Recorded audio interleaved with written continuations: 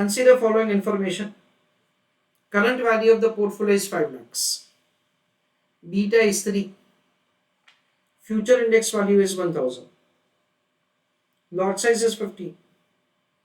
What will be the percentage change in the value of the portfolio if market return reduces by 10%? So let us answer the first question.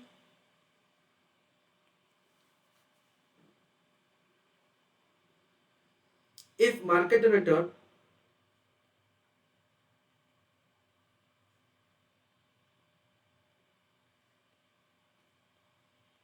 reduces by 10%, comma,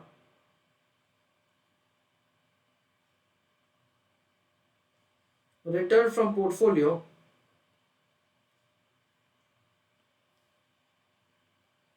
shall reduce by 30%. 30 कैसे आया? 3 into negative 10%.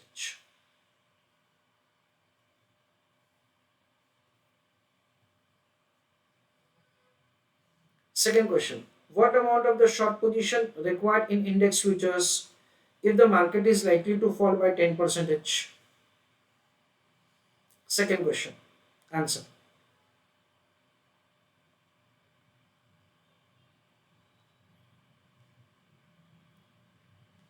Amount of short position required.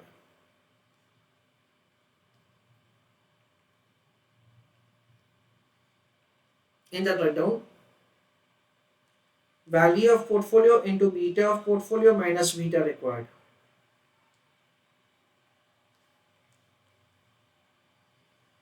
आपका value कितना है? 5 lakh. Beta कितना है? 3 है. Required कितना है? 0 है.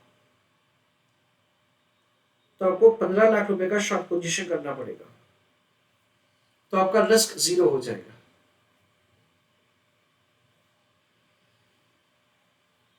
ये 10% कोई सिग्निफिकेंस नहीं है.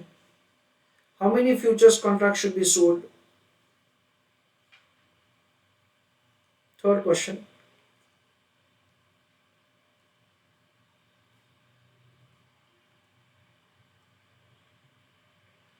Number of futures contracts to be sold is found as value of the portfolio minus beta of portfolio minus beta required, जो 15 लाख ऊपर हमने कैलकुलेट किया है, divided by futures index value into lot size. Value of the portfolio कितना है? It is an amount of 5 lakhs. Risk कितना है? 3. Required कितना है? 0. डिवाइडेड बाय क्या करेंगे? 1000 इंटू 50, यानी 15 लाख रुपए डिवाइडेड बाय 50.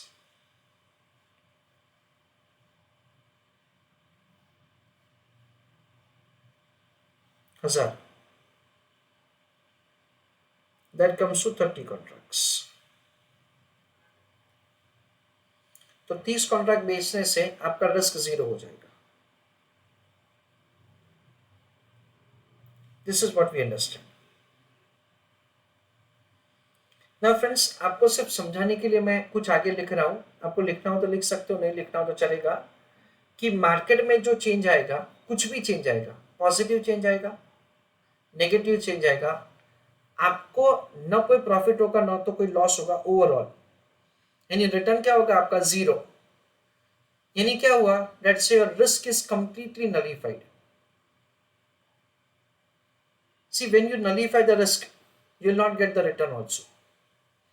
मींस जब मार्केट गिरेगा तो आप बच जाओगे, पर मार्केट बढ़ेगा तो उसका फायदा आपको नहीं मिलेगा. तो सिर्फ आपको समझाने के लिए मैं लिख रहा हूं. आपको लिखना हो तो लिखो, नहीं लिखना हो तो चलेगा. Market return randomly I'm writing falls by 10%. Market return increases by 20%. मैं ऐसे ही randomly लिख रहा हूँ. In that, so that is portfolio Nifty, portfolio Nifty, Nifty या मार्केट जो भी बोलो आप। सेल वैल्यू बाय वैल्यू, देखो हमने ऑलरेडी इंडेक्स को बेच दिया है, कितने में? 15 लाख में। हमारा value of the portfolio 5 lakh है कंपैरिजन पर्पस के लिए, क्योंकि जो पोर्टफोलियो का गेन और लॉस होता है ना, दैट इज नोशनल, और निफ्टी का जो होगा, मार्केट का जो होगा, वो एक्चुअल होगा। पर ओवरऑल समझने के लिए हमको दोनों लेना पड़ेगा। Market is falling down by 10%, तो ये 13.5 लाख हो गया।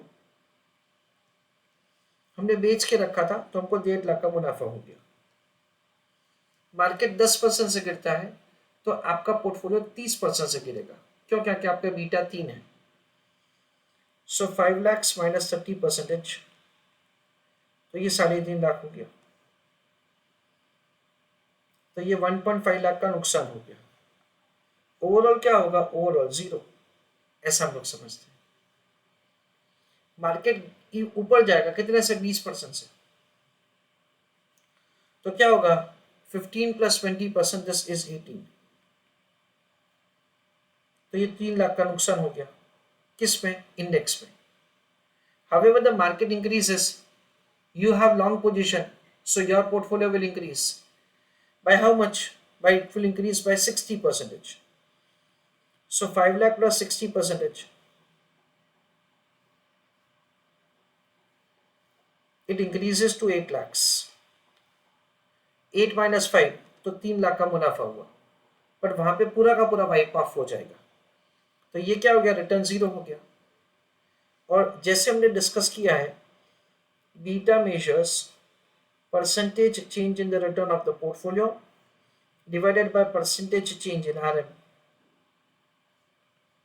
ये 0 divided by anything, the answer will remain 0. Why? Because you took the transaction in such a way so that say you had a required beta 0. That is the reason.